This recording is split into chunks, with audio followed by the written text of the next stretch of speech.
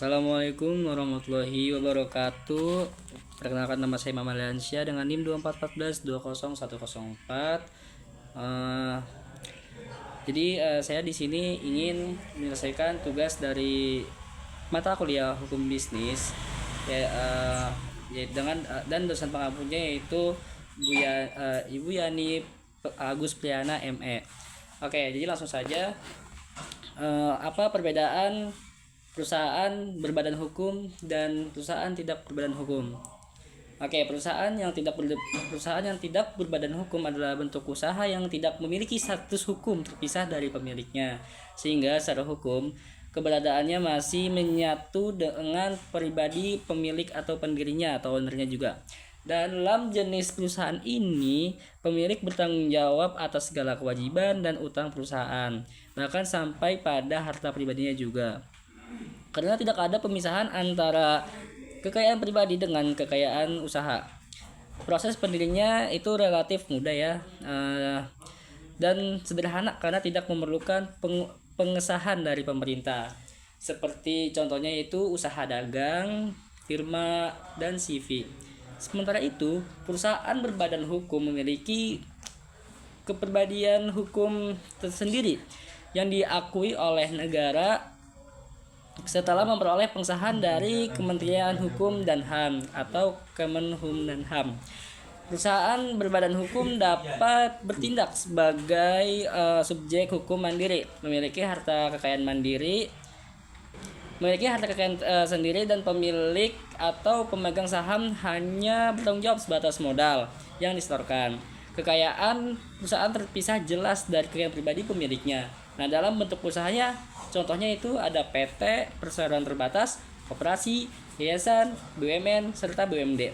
Dengan demikian, perbedaan utama keduanya terletak pada status hukum, tanggung jawab, dan pemisahan kekayaan, di mana perusahaan tidak berbadan hukum ini cenderung lebih sederhana, namun berisiko tinggi pada harta kekayaan pribadi. Nah, sedangkan perusahaan berbadan hukum lebih aman karena memiliki entitas hukum yang mandiri. Kemudian selanjutnya itu pemahaman saya terkait hukum. Hukum adalah perangkat peraturan atau aturan-aturan yang mengatur perilaku manusia di dalam lingkup masyarakat, bersifat agak memaksa sedikit ya. Karena kalau misalkan jika dilanggar, nantinya akan ada konsekuensinya atau hukumannya.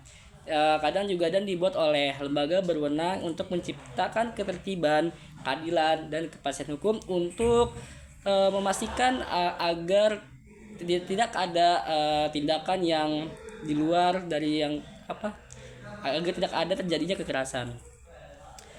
Kemudian bisnis. Nah, bisnis itu adalah suatu kegiatan yang dilakukan seorang atau individu ya, atau kelompok juga bisa, untuk memproduksi, menjual, dan menyalurkan barang atau jasa. Nah, yang tujuannya itu memperoleh keuntungan atau profit dan memenuhi kebutuhan masyarakat.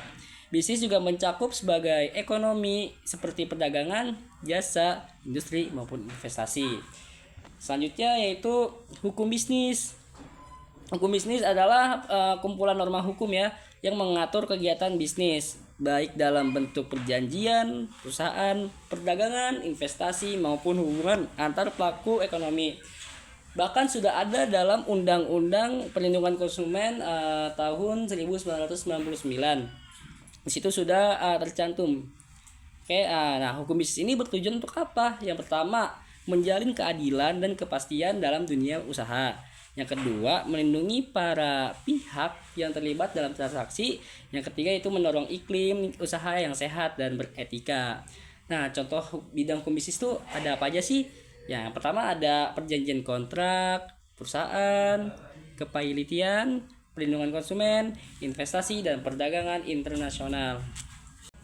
Oke, kesimpulan dari paparan yang saya berikan tadi, yaitu hukum itu bisa menjadi dasar pengatur, sedangkan bisnis adalah aktivitas ekonomi untuk keuntungan. Dan hukum bisnis merupakan jembatan yang memastikan kegiatan bisnis berjalan sesuai dengan aturan, adil, dan beretika, sehingga keduanya memiliki rasa aman dan nyaman. Cukup sekian, terima kasih. Kurang lebihnya mohon maaf. Assalamualaikum warahmatullahi wabarakatuh.